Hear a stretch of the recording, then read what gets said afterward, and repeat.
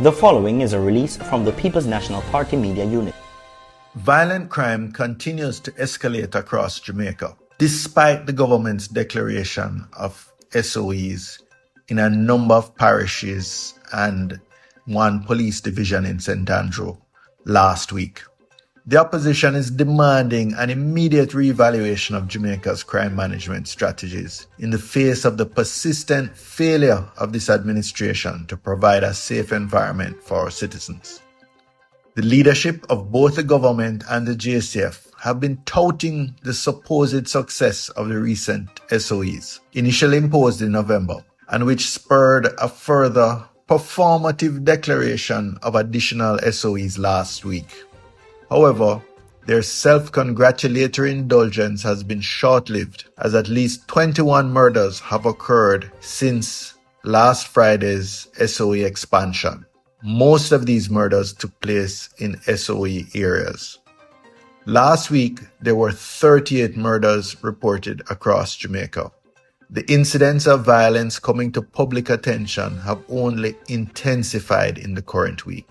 These include the heartbreaking murder of a 14-year-old student of Anchovy High, Randy James, fatally shot while reportedly just seeking shelter during a sudden downpour. That epitomizes the vulnerability of our children in communities. Recently, another 15-year-old was shot in St. James, and this is all occurring amidst the purported safety net of an SOE.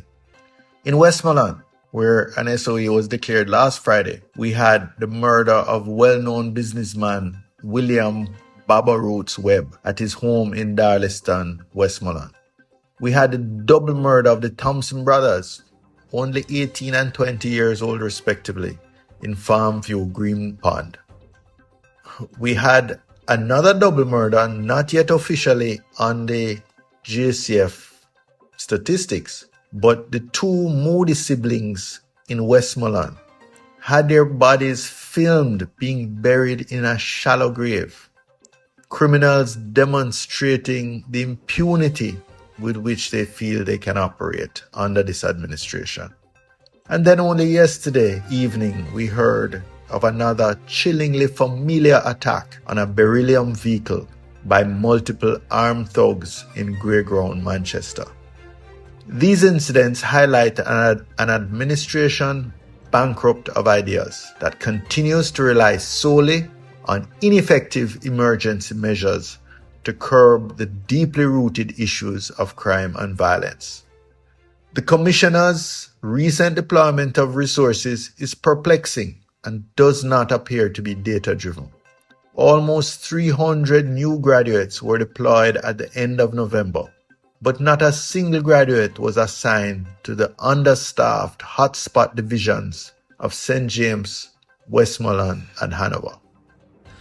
The Prime Minister, the Minister of Security, and the Commissioner of Police must be held accountable by the people of Jamaica for failing to ensure the safety of our communities and our citizens.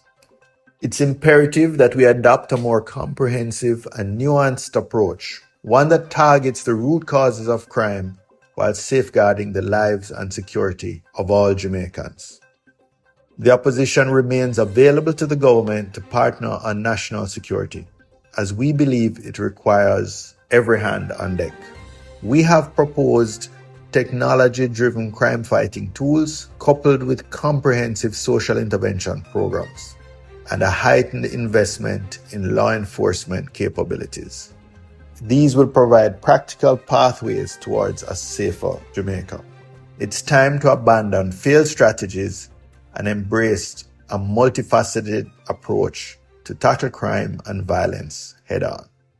To read the full release, visit our website at pnp.org.jm or check us out on Facebook at Jamaica.